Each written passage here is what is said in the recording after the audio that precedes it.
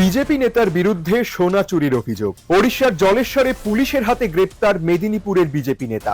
All India Trinamool কংগ্রেসের social মিডিয়ায় viral CCTV footage post হতেই চড়ছে রাজনীতির পারদ। তৃণমূল কংগ্রেসের দাবি, ওই নেতা গত ৩-৪ বছর ধরে যুব মোর্চার মেদিনীপুর জেলা কমিটির সম্পাদক হিসেবে কাজ করছেন। ওই ব্যক্তি রাজ্য সভাপতি সুকান্ত মজুমদারের ঘনিষ্ঠ বলেও সোশ্যাল মিডিয়ায় দাবি করেছে তৃণমূল। ঘটনায় ক্রমশই চড়ছে রাজনীতির পারদ। ভাইরাল সিসিটিভি ফুটেজে দেখা যায় এক ব্যক্তি সোনার দোকানে গয়না কেনার নাম করে ঢোকেন। সেখানকার কর্মীদের অন্যমনস্কতার সুযোগ নিয়ে গয়না চুরি করে চম্পট দেন। তার পিছনে ধাওয়া করেন দোকানের কর্মীরা।